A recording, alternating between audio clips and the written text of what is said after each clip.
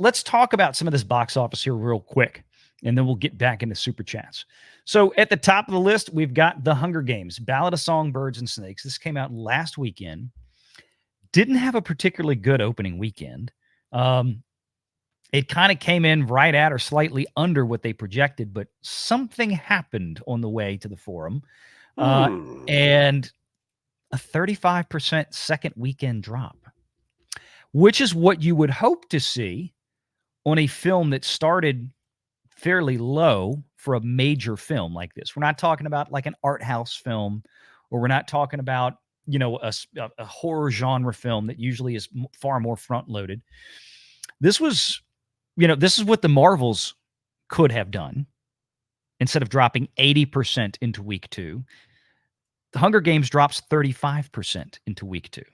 This is the Frozen 2 effect, by the way, for those of you out there wondering what this is, why we're seeing this. You may recall that going all the way back to when the rise of the rise of Skywalker, of course, no, I really do mean the rise of Palpatine. You had it right. When it came out, the expectation was that Frozen 2 was going to struggle at the box office, and Disney was actually pretty darn concerned about Frozen 2.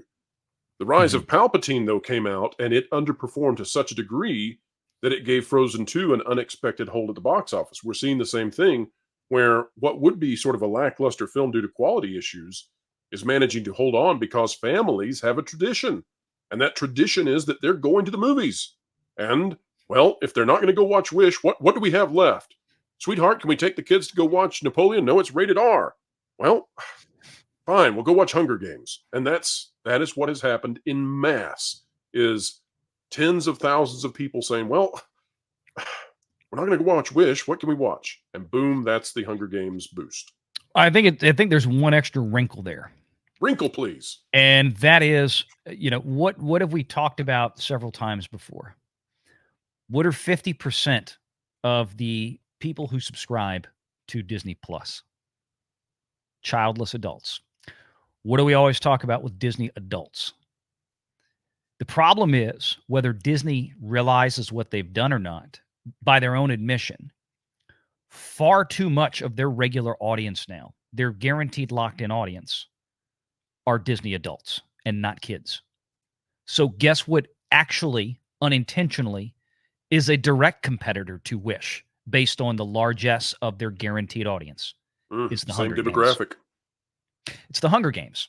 Young adults, teenagers, 20-something-year-olds, maybe even into the 30-something range that were around when the first books came out and grew up with the first films, that weren't already, grown adults like we were. I bet you a lot of people, like if we look at the demographic breakdown of Wish, and we'll go back to the Deadline article in a bit, you're probably going to find, kind of like we've seen before, that the kids' audience are not what you think they should be. Certainly not what they were a few years ago for things like Frozen. I think it's shifted a lot. And I think a lot of that is you're seeing that here, to where, just like with the Marvels, the Hunger Games definitely are going to share the same kind of demographic. But I think Wish is now in there too. I think a lot of these Disney animated features are in there, at least insofar as the people that are going to bother to show up at the theaters to watch these Disney features. It's the Disney adults. Well, you really have to congratulate one Disney adult, and that is Rachel Zegler, because she has managed to both win at the box office 2 weeks in a row, and yet win so pathetically that you still could surmise that Snow White is a movie in deep, deep trouble with her at the helm. I don't think Hunger Games is doing well or poorly based in much measurable sense on Rachel Zegler. I don't think functionally I agree with you. Yeah. But narratively, that's where I think this gets more tricky, is what will people say about Rachel Zegler, who has presided over flop after flop? This one you say will make money, but it's still coming in significantly under the original Hunger Games. Somebody is going to get blamed for that. But I don't know, maybe the fact that it won 2 weeks in a row is enough to buoy her and lift the entire enterprise up. I'm interested to see how far this continues to go for this film. I don't think this is going to all of a sudden surprise us and be at $500 million, but the fact that it started out as weak as it did, again, in the weekend, last weekend, 44 million. And then if we look at the first full week, was 69 million. And then it added 28.8 million this past weekend. So that's pretty good. Considering where it started, that's pretty good. And it has a strong enough or balanced enough international box office out there that it seems like it might surprise a little bit. But like you talked about, the big thing with this movie is the fact that, number one, it didn't cost much. It was about $100 million. It was done by Lionsgate. Lionsgate is not known for blowing the bank, screwing up productions, and spending 2 to 3 times more than they should be. They tend to keep costs pretty well in control. But then also, Lionsgate has always had good upfront deals, especially in the modern streaming era, to where they've already got licensing done upfront with a streaming service. They've already got a lot of money baked in. So this movie really doesn't have to get over a high hurdle at the box office. I mean, strictly speaking, $100 million, maybe $75 to $100 million more in marketing, just because, hey, that's what global marketing costs these days, folks. Sorry. I mean, especially for larger scale films. So, I mean, even if the movie did eke its way out to 400 million, which may be possible, depending on how long it continues to hold like it does. I think it's on the outside chances, but I think it's possible. Well, let me throw this at you, and you tell me what you think about it. Mm-hmm. I think that the most probable scenario, now there are various scenarios, and we cannot predict the future with absolute 100% positivity, although I think we've done better than the mainstream corporate media.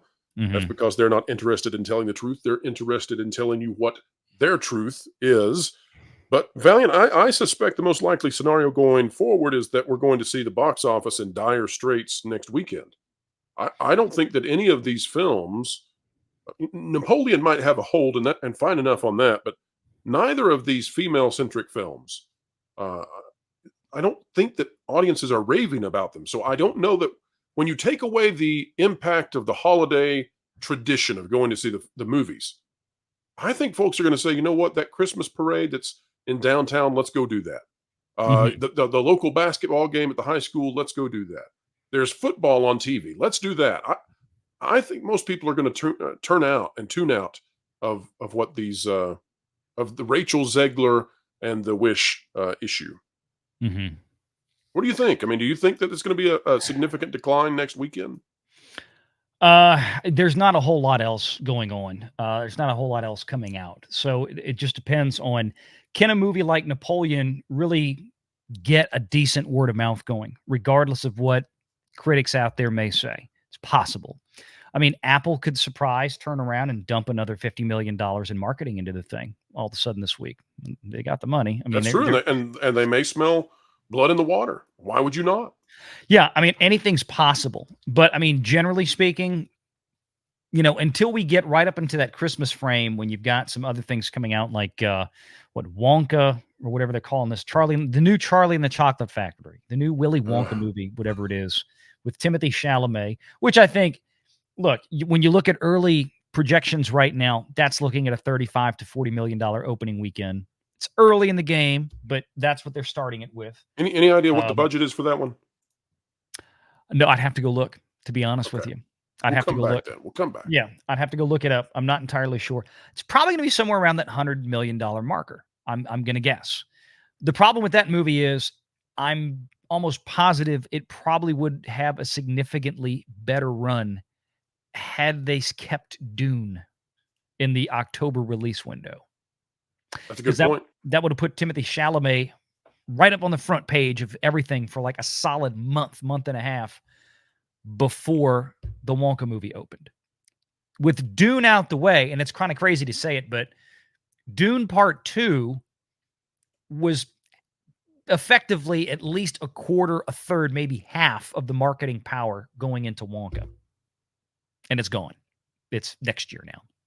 So I think that was kind of a kick in the pants. It sucks they had to do it. I understand why they did it, but that's just the reality of it.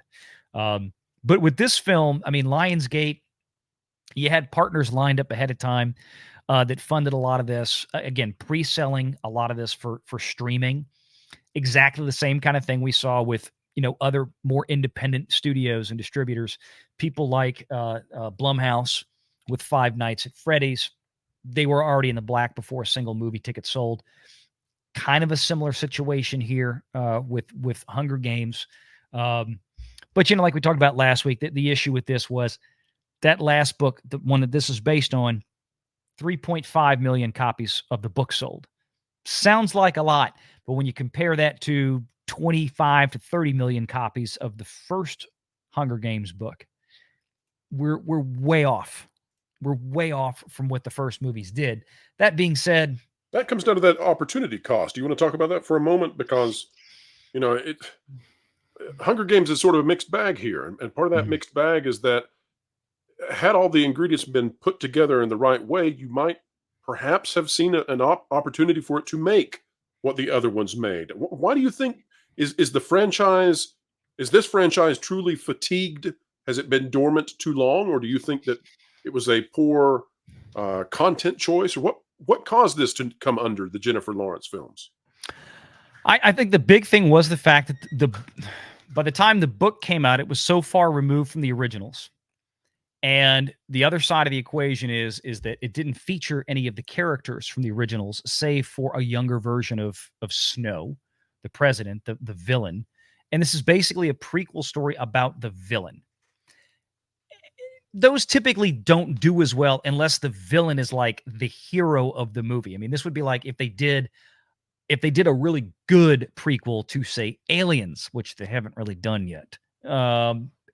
That's the kind of thing where you can go back and do an origin story of the villain, right? People would go see it because that's what you go to see anyway.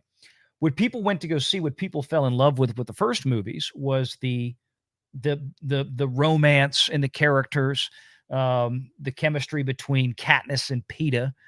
You didn't have any of that. You had to introduce the world to basically a whole new set of characters here, and it's 10 years removed from what was the last one? Mockingjay. So I think it was too much gap in between.